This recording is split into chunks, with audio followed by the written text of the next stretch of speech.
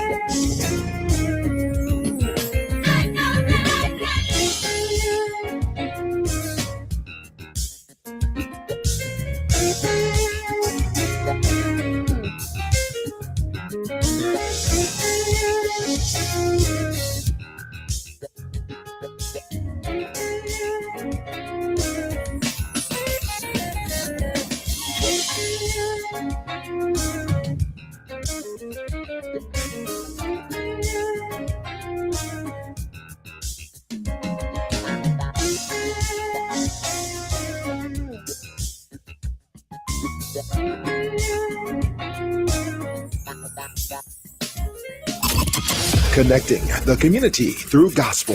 The new 107.9 FM, W300EB, Macon, and WDDO 980 AM, Perry, Macon. The views expressed on this program are not necessarily the views of the Glory 980 AM, the Glory Media Group, LLC, WDDO AM, its staff, management, or advertisers, but are the views and opinions of the participants of the broadcast.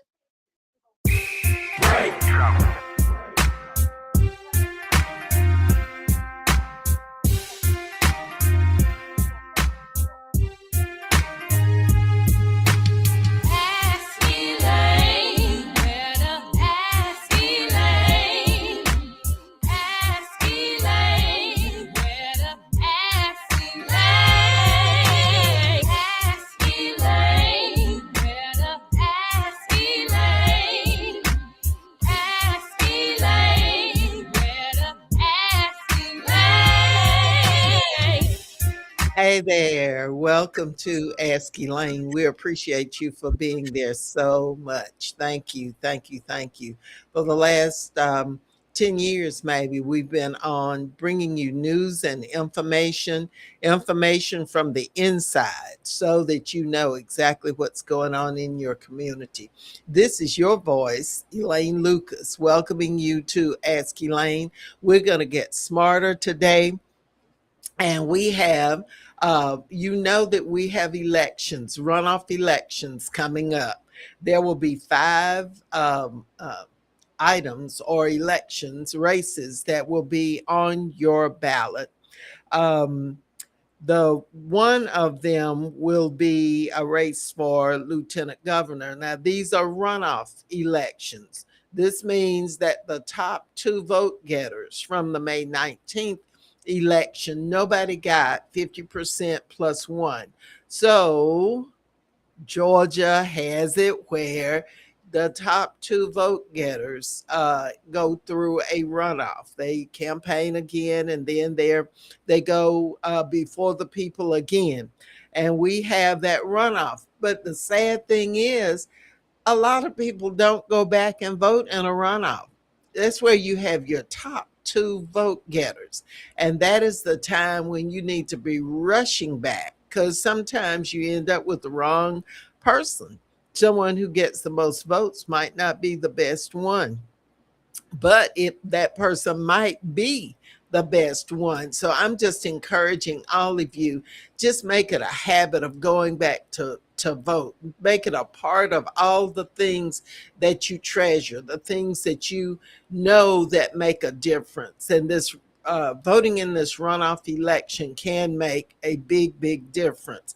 As I said, there are five races. Some of you will have four on your ballot, depending on where you live here in Macon, Bibb, and others will have five if you live in Waterboard District 2.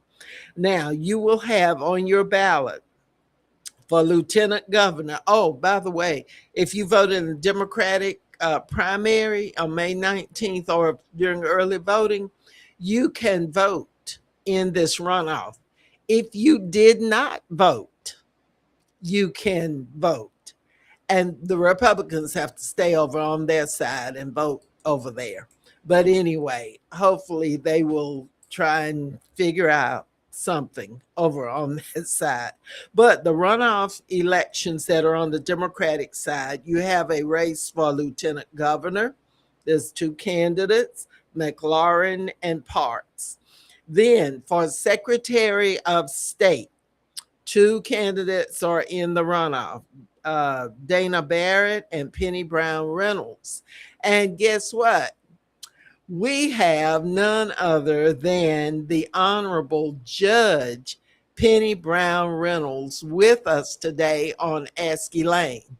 Caller, are you there? I absolutely am, Miss Lucas, and I'm so excited to Judge be with Reynolds, you. it's such an honor to have you on Ask Elaine. Oh, Yes, ma'am. you have been in Macon so many times. We are just so that you're giving Macon a lot of attention because there are a lot of voters here. There are 105,000 registered voters in Macon, Bibb County. However, not enough of them vote. But what we are so happy is that you took the time to come on the show and encourage people. After welcoming you, would you greet the people who are listening by AM, FM, or right here on the Glory Live and tell them why you're running for Secretary of State and why they should turn out for this runoff to make sure you move on to the November election where you can pow pow pow on the Republicans. Yes, thank you so much, Ms. Lucas, and thank you for all that you do and mean to the community. Greetings to everyone. I am so grateful and honored to God and to you. For those of you who do not know, I am a lawyer, a judge, but I'm also a pastor. And I think that's important to say because the fight that we are having to deal with in this country, you can't be a person who's a politician. You've got to be somebody who has maybe, in my case, taken an oath to the Constitution, the only lawyer on either side to be in this race, and also an oath to somebody higher. And for me, that is to stand strong. I'm a civil rights lawyer, not just any lawyer. So I'm running for Georgia Secretary of State because I was called for such a time as this. We know that our democracy is at stake. And what does that mean to the average person? What it means is a special session has been called by the governor.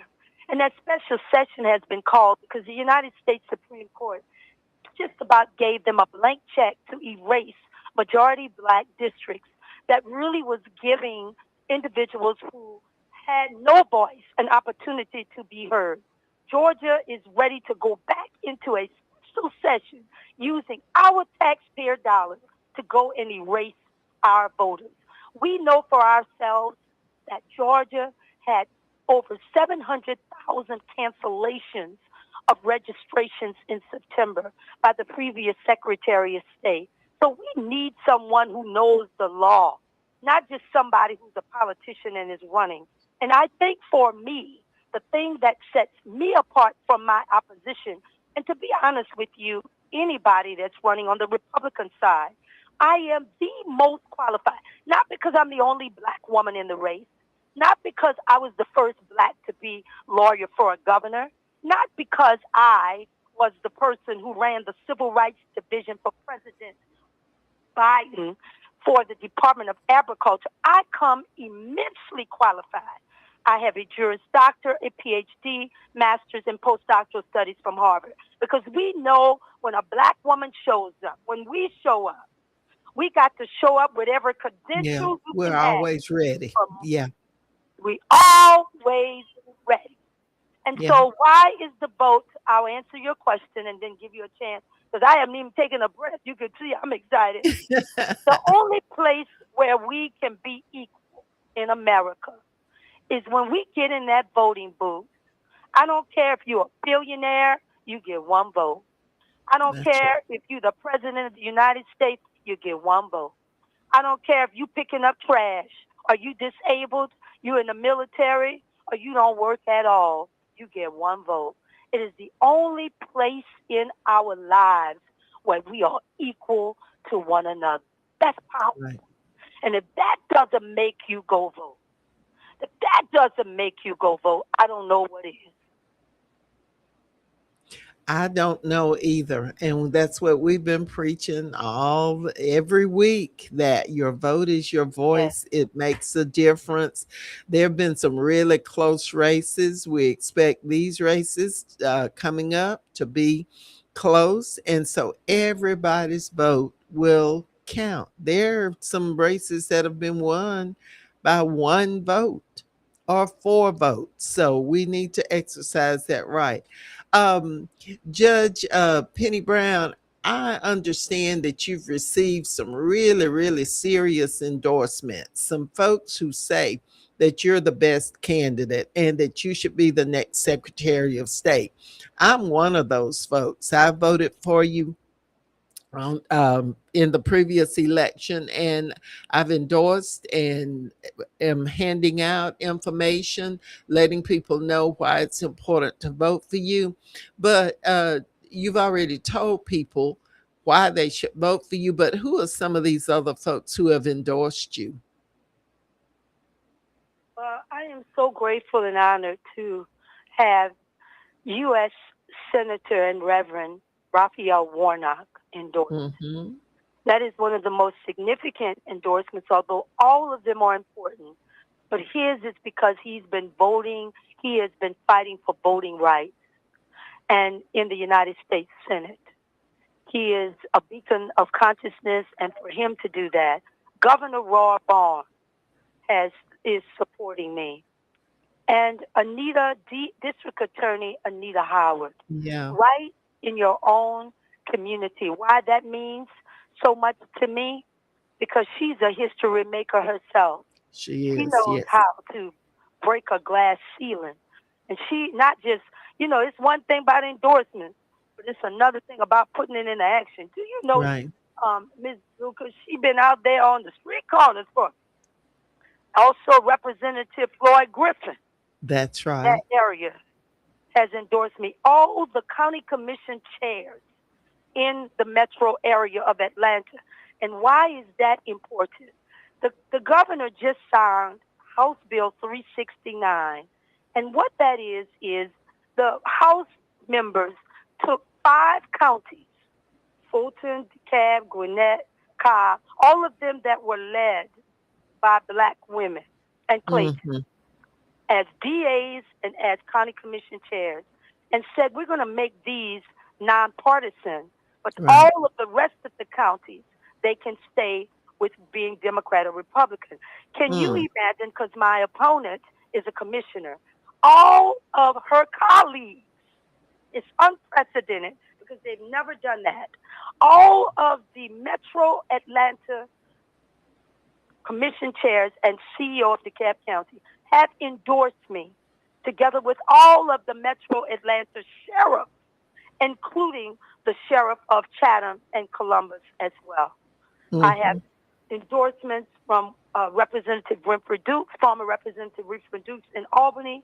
They are really stretching the clerk of court, all the clerk of courts, but the main one in Columbus and in DeKalb County. I have so many. Andrew Young, one of my mentors, Right.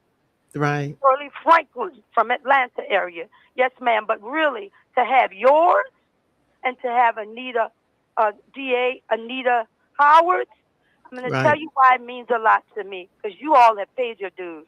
Leadership knows good leadership, and iron sharpens iron. And so it means a lot to me. That's why Macon means a lot to me, because of the two of you and the love you have for your community. Well, we certainly do love you, and we certainly are working on your behalf. I have issued a list of the folks that I believe are the best ones for our folks to support, for all people of goodwill to support in the upcoming elections.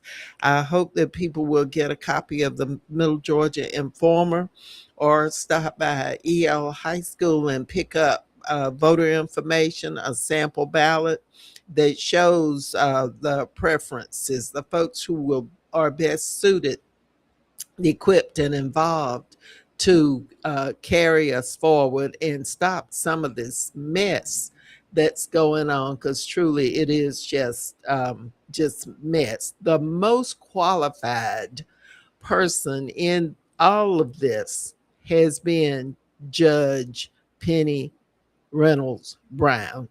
And so that is why it was an honor of mine and Senator Lucas to endorse your candidacy. And DA Anita Reynolds Howard, just top of the line.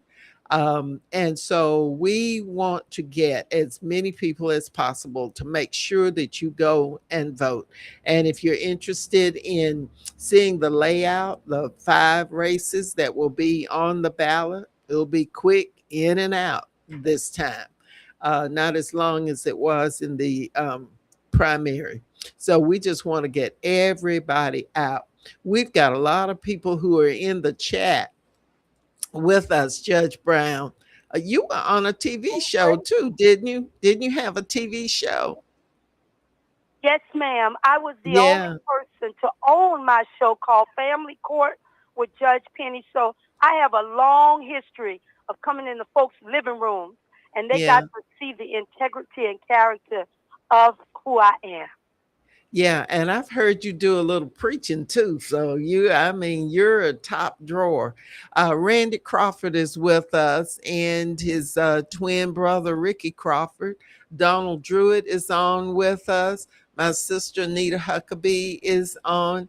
Patrick Davis has a question. Oh, Ricky Crawford says you have his vote and any labor union members. These twins are heavily involved and have been for years with labor and have lobbied at the state capitol over the years.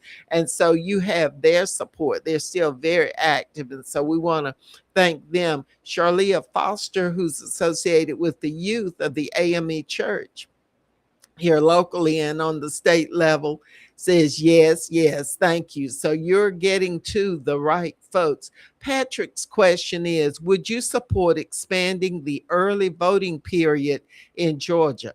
Currently it is 3 weeks. It used to be 6 weeks. That's Patrick Davis's question. Mr. Davis, hi. How you doing? That is a great question. I will support, yes. Let me always answer the question because I've been watching a lot of people not answer the question. Now, judges That's always right. won't answer the question. And so I absolutely, anything that gives access to the people and not create a barrier. You were talking about union folks on here. I'm the only candidate that got the endorsement of the AFL-CIO. That's the state one. That brings 60,000. I got the Yeah. Teamsters here in Atlanta, and I got the longshoremen in Savannah. And you know why they did that, Ms. Lucas? And to Patrick's question, because we understand that working people work shift work.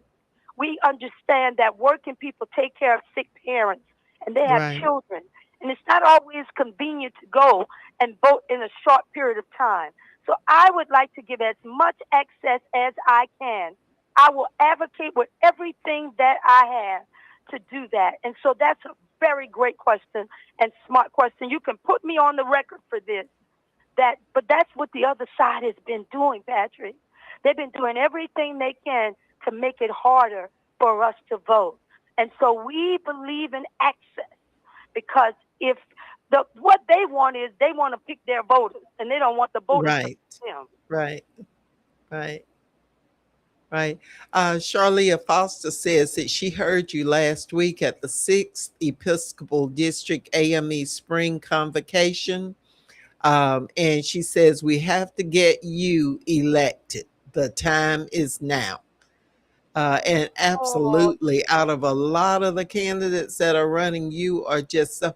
And, you mentioned earlier how Black women have to be overly qualified yeah. to step up and then have people. I hope that there's nobody that goes through those old silly things that have been uh, out there in previous elections. I hope people will look at the most qualified person, and that person is none other than Judge Penny Brown Reynolds. And we just want to thank you for calling in to ask Elaine. Between now and the time, well, early voting starts on Monday. So Yes. everybody needs to go and make sure that they take that 5 minutes that it's going to take to cast that vote in early voting. We want everybody to go vote early. Go vote early if all possible. Get it done. Your vote will be in there. I have said all along, I don't care what happens to me. If something happens, my vote is going to be there because I'm going to go that first day and I'm going to cast my vote for my future and my children and grandchildren's future. Judge Brown, thank you. Judge Reynolds Brown, thank you Yes, ma'am. so very much for all Thank that you you have so very done. much. And thank you for calling in to Ask Elaine. We will be voting on Monday for you for in the runoff for Secretary of State. And folks, y'all that voted Democrat, you vote Democrat this time for Judge Yes, thank you. Brown. Thank you so very much. We can do this. We can do this together. It's not about making history for me. It's about saying to everyone that we are standing up together.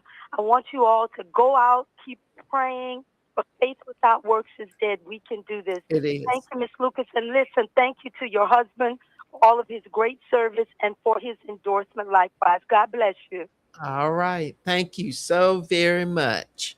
All right, that was the honorable Penny Brown Reynolds, and I told you that you tune in to Ask Elaine, you get the information from the horse's mouth.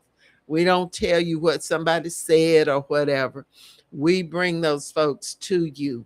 And we appreciate all of you, especially those of you who are in the chat. You're expressing your support, and Ricky says that that's his labor union, the AFL-CIO. And Charlia Foster mentioned the fact that Judge Brown Reynolds was at the Episcopal District AME convocation. So she has been all over the place. So we hope that you will certainly consider her as your choice when you go to vote in the runoff election. By the way, the early voting starts on Monday, the 8th. I plan to go the first day, Monday. And so I hope that you will do that too. And let's have a decent turnout. Let's not go with what make it true, what folks say they aren't going to go back. So, our weaker folks will win. Don't let that be said that it's too late. Okay? Charlia says they will be working. She's going to help phone bank. That is wonderful. That is wonderful. And let's see, we have Cheryl Grayer on with us. And let me make sure I've acknowledged. Oh, Desmond Brown, the whistleblower. And Desmond was not successful in putting to pasture the corrupt chair of the water board. But Desmond is still active. Desmond didn't skip a beat. He is still out there, still blowing the whistle, and he knows so much about the water authority until I'm going to continue to depend on him. We would also like to ask you if when you vote, if you're in Water Board District 2, if you would consider supporting Marshall Talley. Marshall is a Democrat. Ron Lemon, who is in that nonpartisan race, is a Republican. He ran as a Republican some years ago against Dr. Henry Ficklin. And if he was a Republican then, he's a Republican now. Oh, and by the way, one of our other special guests will be coming in very shortly. His name is Quentin T. Howell. He's out of Milledgeville. He's very heavily involved with the Democratic Party on the state level and regionally. So he's going to come in. He's going to tell us a little bit about what's going on as far as the Democratic Party, and he'll be glad to answer your questions as well.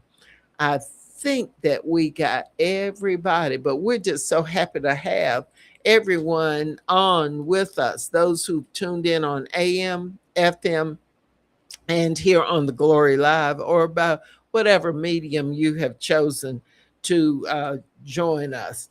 Now, those other runoff elections will be for Lieutenant Governor.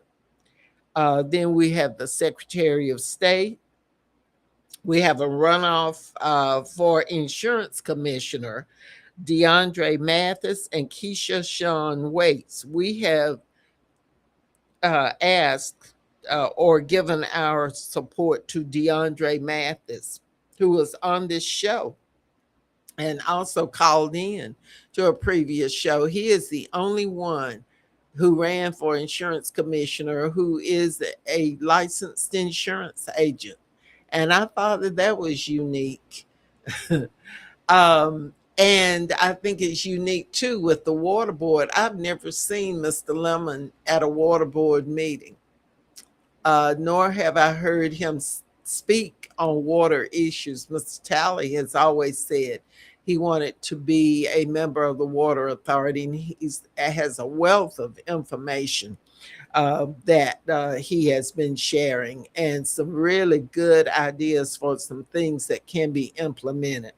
And it's only fair, if elected, Mr. Talley would be the second, would be one of two Black members on the water board. There are 7 members, 5 are Republicans, and this, if the Republican Ron Lemon is elected, that would be 6. And I would be the only Democrat serving on that. And you say, well, it's nonpartisan. But it's not nonpartisan. It says that when you go to vote, it says nonpartisan. But every issue that's voted on becomes a partisan issue. Republicans, Democrats, and the Republicans are proud to sit there and say, well, that passes 5-2. And that was what was said when Desmond and I were the two Blacks and or Democrats on the water board. They would just be they would just love announcing the results on the different votes. That's 5-2. It passes. Let's get out. Those of you who are in District 2, if you don't mind, go and voting early. And whether you're voting Democrat or Republican, you will have that nonpartisan race for the water board on your ballot. But you can only vote in that race. You'll only have it on your ballot if you are in Water Board District 2. So check your information, and let's try and get that done. The other runoff is for Labor Commissioner. That's Nikki Porcher and Michelle Sanchez. We are highly recommending Nikki Porcher. She has been in Macon a number of times, has lots of information here, so we would highly recommend her. So that's 1, 2, 3, 4 runoff races. And if you're in Water Board District 2, you will have a 5th one, Marshall Talley and Ron Lemon. Marshall Talley is the Democrat and Ron Lemon is the Republican. And you'll have it on your ballot, whether you're voting, whichever party you're voting in, then you will have that race if you're in District 2. So if there are any questions, we will welcome those questions. And we just want to thank all of you for tuning in. Let me share with you the remaining information on the election, which starts on Monday. And you might say, oh, we go vote again. Yes, we go vote again. When nobody gets 50% plus 1 of the vote, then you have a runoff, and the 2 top vote getters are the ones that you vote on, and you make a decision. This is probably more important than the initial election, because now you have found the 2 people who have the most support, and you are able to really double the impact of your vote. But June 8th through June the 12th, the 3 early voting sites are the Macon Mall, and there will be golf carts for those who, for you, that's a long way. And we're continuing to work on making that site more accessible. It's an extremely long way to walk, but there will be golf carts. We want to thank Board of Election members for working on that through the request of several people who have been going to the meetings for a while. The Elaine H. Lucas Senior Center is another early voting site, one that has become very, very popular. Nice place to go and cast your vote early. Then the Theron Ussery Center will not be available. They have a camp or something going on there during this time. There's a new temporary location at Northminster Presbyterian Church on Wimbish Road. So, those are the three early voting sites. They will be open from the 8th, Monday, through Friday, the 12th, from 8:30 to 5:30. So please go and cast your vote early. Um, the last day to submit an absentee application, for those of you who vote absentee and you have to submit your application each time, is June the 5th. June the 5th.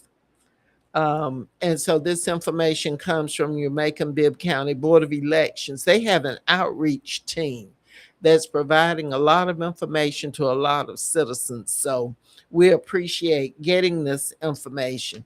And y'all, please, starting Monday, June the 8th, through Friday, June the 12th, from 8:30 to 5:30 at three locations, you can vote early. Cast your ballot, get it out of the way, take that 5 or 10 minutes that it's going to take to do that, but you'll be impacting history. And as you heard earlier, Judge Penny Brown Reynolds is the most qualified person for Secretary of State. And that office handles so much of the affairs of the citizens of this state, not only elections, but it also handles your registrations for some of your documents, corporations and such. They also handle the licensing of a number of professions. You probably know that there's a satellite office here. Used to be on the east side. It's now over off on Arkwright Road, where many people come from all over the state to take their exam for their license.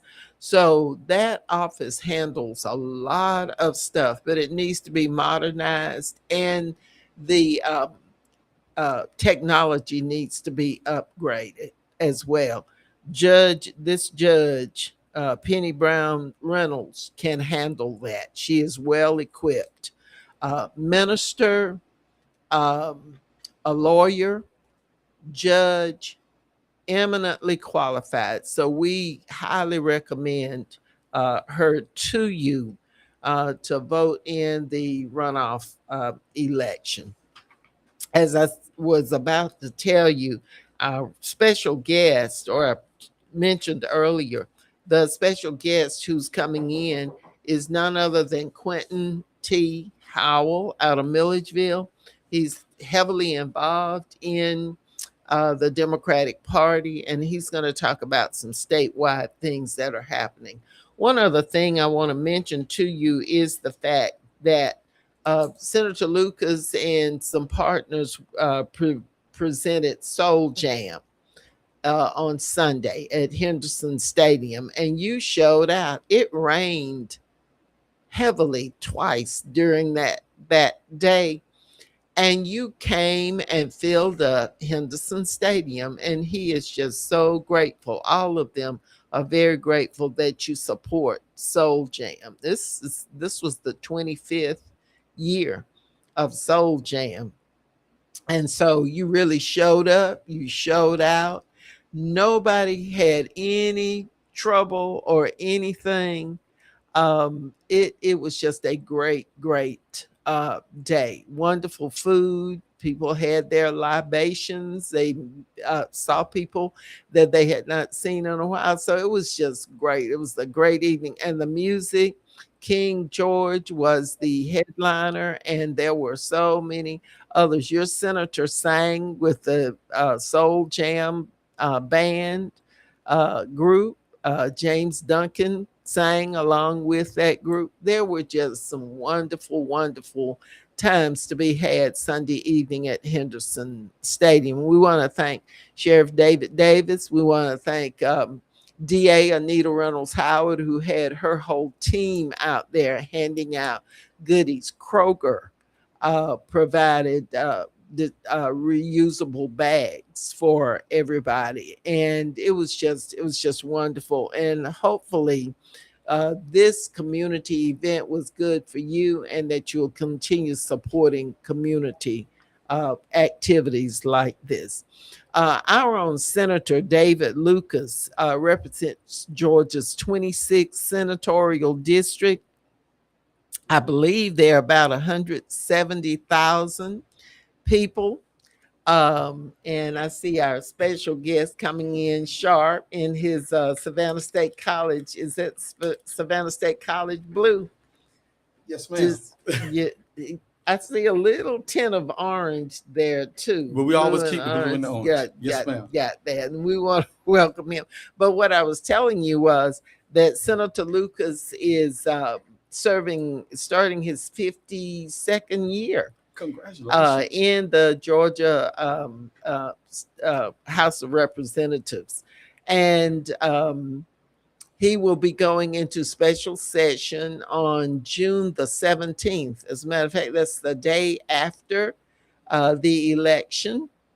And so he will be going back to represent you. From what I understand from talking with him and some of the other members of the legislative delegation, they are preparing for a tough fight.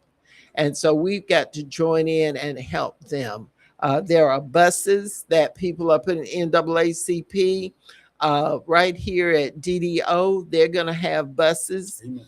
That will be available for people. I think the fee is $20, and it's worth $20 just to be able to get on the bus and ride up there and get off. And then when you're finished, go back and get on the bus, have somebody else to drive. You don't have to worry about parking, traffic, any of that stuff. You just get on the bus and ride up, ride back. But while you're there, you can impact history here in Georgia.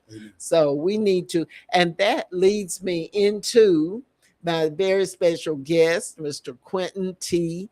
Howell, who is from Milledgeville. He is, and I'm going to ask him in a minute, just tell us a little bit more about himself. But we are just so pleased. He has a radio program that he'll mention to you as well. But we are just so happy that you were able to get here today so that we can talk a little bit about community pride, community involvement, and the state Democratic Party in particular. Welcome to Ask Elaine. Thank you, man. It's a pleasure to be here. I promise you, the pleasure is all mine to be able to come. Thank you for the invitation. It's my pleasure. I apologize for my tardiness. Hopefully we can make it up with the content. That would be great. Yes, you will. You will. You will. Okay, tell us a little bit more about yourself. Well, I serve as the chairman of the Democratic Party for Baldwin County. I also serve as the chair for what we call the Central Georgia Democratic Coalition, which is several different counties that group and work together as one. Former late commissioner, who you remember, Fred Ward, was the founder and the brainstorm behind that. All of us working together. Instead of us being individual fingers, we can be a fist and make a greater impact. I also work with the SCLC, the NAACP in multiple counties, where I serve as the vice chair of the local SCLC in Baldwin, communication chairman of Washington County as well, for both NAACP and SCLCs. And in addition to that, I also chair the 100 Black Men, and I own a medical equipment company. I always tell people the politics is for free, but I actually am a pedorthist by trade. That's what put the chicken on the table. So we keep our hand busy. And of course, I host the Talking Straight Talk show on Love 103.7, where you have graced us more than one time and had some beautiful shows, as well as tributes to some of our former leaders in our African American struggle, such as Mr. Oscar Davis and such. So it's always been a pleasure to have you, and to sit here with you is just awesome. Oh my! He didn't mention that he is a graduate of what?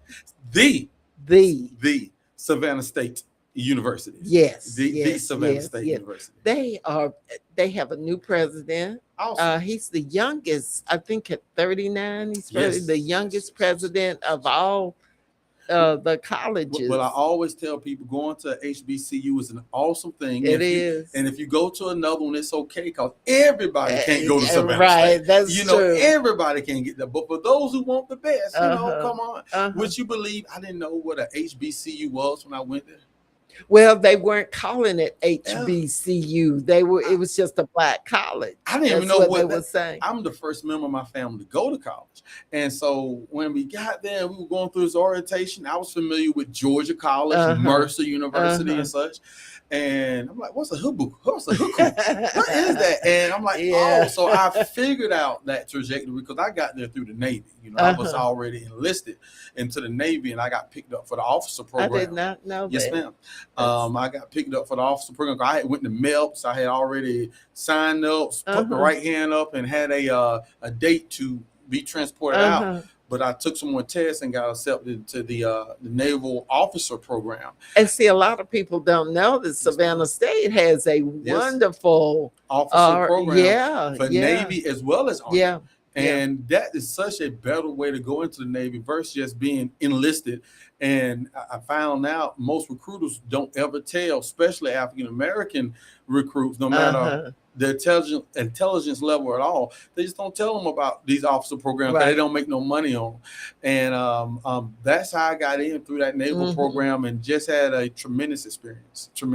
It is a great program. And another thing about Savannah State, they have a they're right on the ocean there. So they have a marine biology program. They have two top programs, which is top in this part of the nation. One is the marine biology program, which is the top one, because the actual ocean comes in on campus. It does. It's right there behind the building. When I was class president, to get away, there's a tree that kind of bends and turns. I used to lay on that as the water comes in. That, as well as the business program, which I'm a graduate out of, has one of the highest recognitions in this part of the southeastern United States. So it has at least two programs where I know which is worth being mentioning and bragging on. Well, my last year there as a senior, we were involved in the accreditation of the education program, and it was thorough. They went through, it was intense, and the school got its accreditation. And darn if Armstrong, they didn't transfer the education program once we got the accreditation. They transferred the education program over to Armstrong and brought their business program to Savannah State, which is how I got there. And that was and they did that to try to do more integration of the schools. And it's funny because if you go to Savannah State, which is kind of unique, if you go into the sciences, it's more foreign teachers. If you go into the English department, the language arts department, it's more African American teachers. If you go into the business department, it's more white teachers. And I was told because they came from the Armstrong part. So it's even though it's a historical black college, it's so many different variations inside. Right. I think give an extremely unique experience. So you really don't get anywhere else. Right. And it's a beautiful, beautiful campus. The campus has changed so much since I was there. It is beautiful. I learned to appreciate flowers because when you're, when I got there and I got elected class president, I was in the Naval ROTC and I was president of the dorm. And as you get stressed and you're trying to figure out and learn as a young man how to weigh some of those things, I figured out to just appreciate the natural beauty of flowers by walking through the campus. And a lot of campuses don't have flowers. Right. And that was something that kind of gave me pleasure and a little bit of stress relief, just the beauty of the area, the city, as well as the people. And they like doing something that I love doing, and that's eating. And so that's some good food in Savannah. Oh, yeah. Oh, yeah. Yeah. We go back several times because my brothers live in Savannah. When I was graduating, my brothers were getting out of the Marine Corps. Hoorah, hoorah. And so they came to Savannah and they were attending Savannah State and then started working, and they met and married and just took root in Savannah. So they've been there a long time. My plan was to stay in Savannah. That was my plan, but God had other plans. I was supposed to stay there and teach across the river in South Carolina. It's right across the river there. Because I had not heard from Bibb County. I graduated and I couldn't stay, And so I finally heard, after I was accepted for a job in South Carolina, right across the bridge teaching, I got a call from the personnel director here in Macon Bibb at the Bibb Board of Education. And of course, I made that call to South Carolina and said, I'm sorry, can y'all please let me out of my contract? And I guess they had that situation many, many times. They let me out. And so I came on back to Macon and went to work. First Awesome. school, Awesome. Springdale Yes, ma'am. Elementary, and the rest is history. Been retired about 20 years You now like from you can the go back school more. system. Oh, look. Tell us about what's going on as far as Democratic activities, politics, and how people can get involved in it. Well, the world of politics in Georgia, especially on the Democratic side, I think is very busy.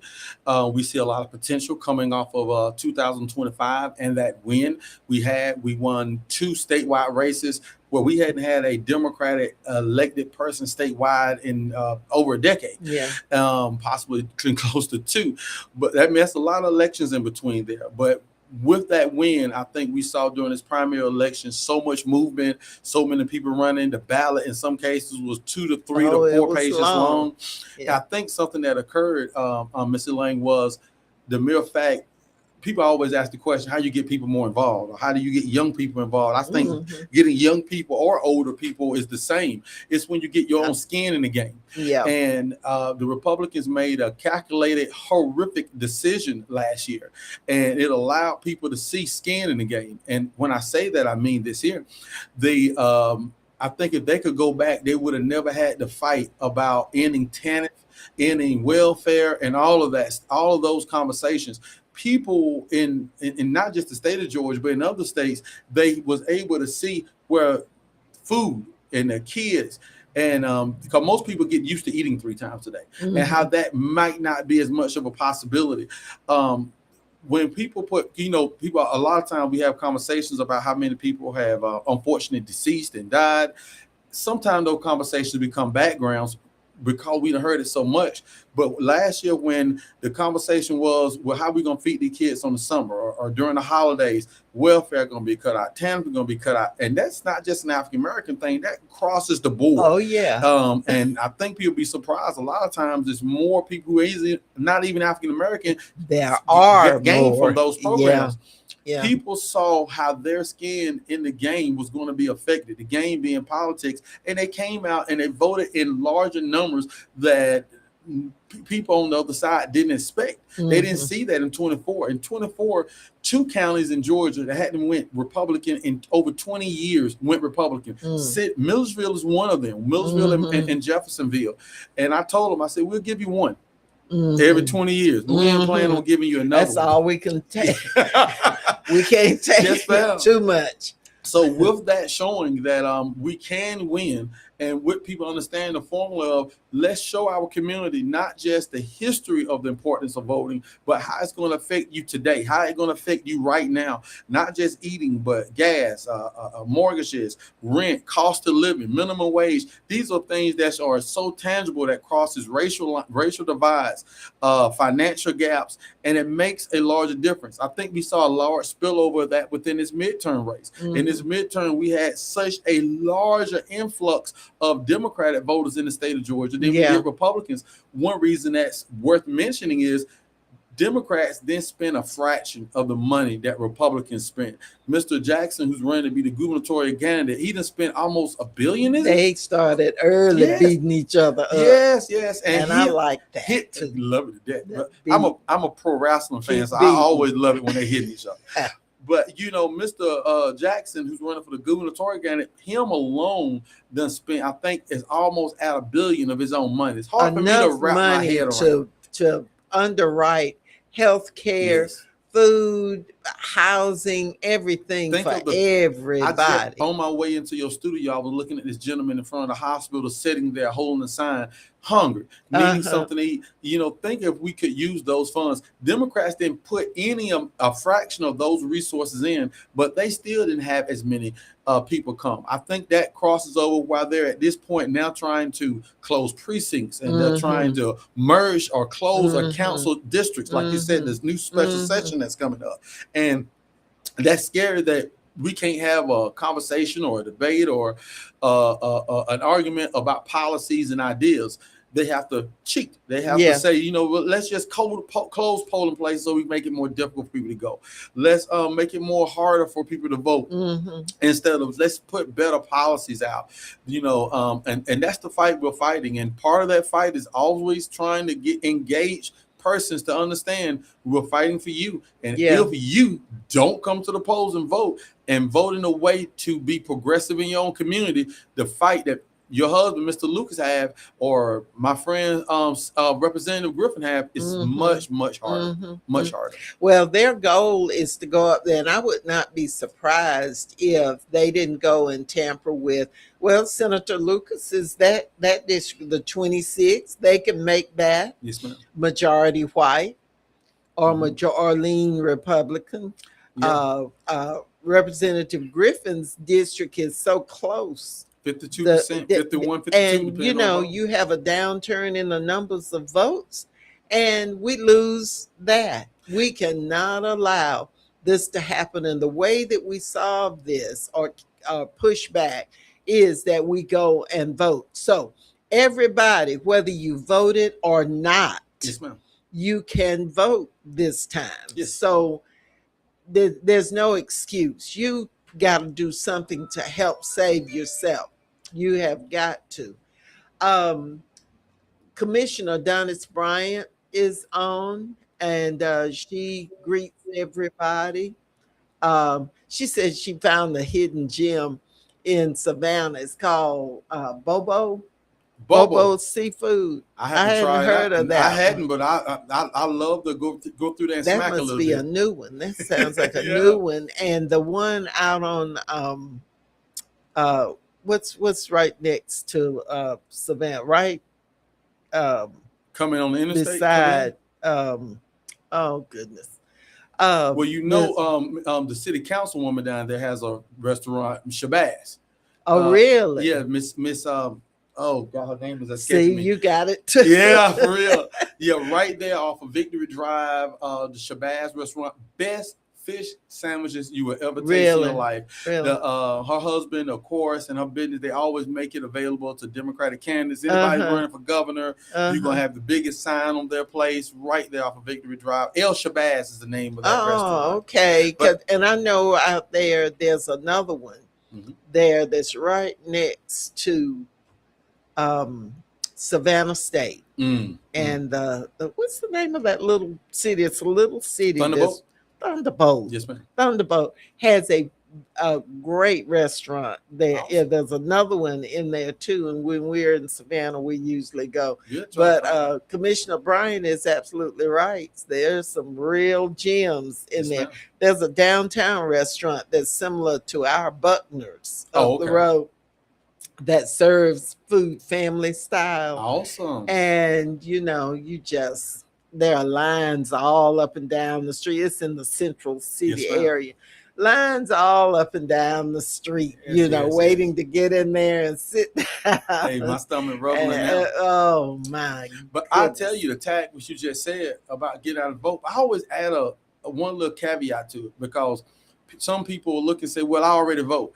And I said, well, then that means you have another responsibility. If you already are going and you're voting, well, then your job is to try to get somebody else to the polls or help a candidate out. We're fighting a cultural battle in a lot of areas, Miss Elaine, and I think sometimes it breaks down racial lines, because our white community, they teach their kids from birth to hunt, to vote and to swim. We teach our kids, don't get in that water. Can't none of us swim, you're gonna drown. Don't mess with them guns, because the cops will kill you. and don't worry about voting, they're going to do what they want to do Mm. anyway. Mm. There's no other group or classification of persons that has that they're going to do what they want to do anyway scenario in there. Yeah. And that has been killing us. I understand it's a cultural battle coming out the fields, coming out of the farms and that, and being told, you go in there and you chop that cotton. We're going to do what we want to do in the way. You take care of them babies, gal. We're going to do what we want to do in the way. But it's about time Yes. that you realize when somebody's beating on you. Yes. And you get tired of it. I am sick and tired of people deliberately going after other people's rights. And that is what's happening by everyday folks, and also the Supreme Court. And the only way that we're going to remedy some of this is to put into office folks who think like we think and will act and carry policies out that we want. Coretta Scott King said the exact same thing you said in the early 80s when you all was fighting to turn the Dr. King a holiday into a holiday, which most people don't believe that it hadn't always been a holiday. She said we can march and we can protest. They are great things to bring attention to the problem. But if we do not have a legislative agenda, we cannot have change. That's right. A legislative agenda equal to having persons such as your husband, Senator Griffin, Keisha Lance Bottoms, and so many others in office that recognize all communities instead of one or two.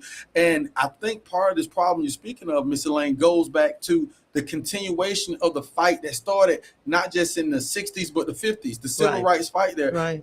My generation was taught that fight or that battle was over with, which it wasn't. That wasn't really truthful. And another aspect, Ms. Lane, that my generation was taught that wasn't truthful is that everybody was with you all in that fight. No.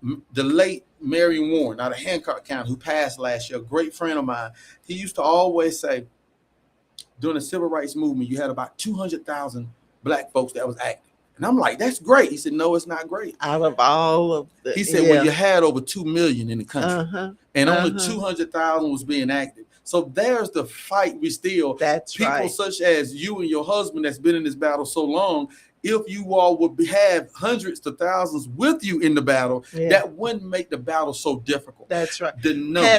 Patrick says 46% of all actively registered voters in Georgia are non-white or minority voters, 46%. Keisha Lance Bottoms has a strong chance to make history in November. Wade Horton is here. Yes, Mr. Weightlifter Wade. All right. He says, I'm late, but I'm here. Hello, everyone. He's all over everywhere. Man is blind, but goes everywhere and has an impact wherever he goes. What's your excuse? There you go. What is your excuse? Well, those numbers that Mr. Patrick put out, if you highlight the importance of those numbers, he's right, but to make it even to show people why these numbers make such a difference, Kamala Harris, arguably the most qualified person to run for the presidency in modern time, more qualified even than President Obama was. Oh, yeah. She lost Georgia by 129,000 votes. There was over 749,000 African Americans that did not vote in that election. Yeah. They just not 749,000 Americans, but 749,000 Georgians who are registered to vote, who just didn't go to the polls. She only lost Georgia by 129. Yeah. You could add that number over almost 6 to 7 times what she lost. Yeah. We have the numbers. Stacey Abrams will always say, Georgia's not red. We just a little confused. Exactly. We have the numbers. That's why I always quote, and I don't think I'm being too permissive when I say one of your friends, the late senator, Senator Lucas took his seat. Robert Brown. He always say you got to count. Yeah. And I said, well, we need numbers. How you get them? He said, well, pull them out. I said, before they don't come out, he would say, pull them out like crow's teeth. That's what we got to do. Crows don't have teeth. That's right. It's very difficult, but it shouldn't be that difficult when the Supreme Court has joined with Trump and all of his cronies to take away any right that you have. Alabama, it just took away one of the 2 And that's one of the states with the highest number of black Yes. folks. Georgia is getting ready to try and do the same thing. So we need to pull together and make sure that they know that we slept for a little while, but we're back. Well, during those Bush years, I think some of the overt racist terms was a little covert in a sense. Now they're playing in your face, and, Oh, yeah, and they're all of it yeah, all. yeah. The horrific and the racist policies. I feel like this had to be a little bit of what it was like when the fights was going on in the 60s, when they were saying, oh, we're not racist, we're not have bad policies. Yeah. This is how it needs to be. And you would think that these type of the legislative of the racism, legislative of the prejudices would be enough. But there's a battle. Look, I'm sorry, this time just goes by so fast. We want to thank our special guest, Mr. Quentin T. Howell, and we want to thank the judge for calling in earlier. If you want a suggestion list, then we have it for you. Suggestions as to the folks that we feel are the best ones for all of us. They aren't scared. As the senator says, Amen. If you're scared, stay home. Thank you again for tuning in. This has been your voice, Elaine Lucas, with Ask Elaine.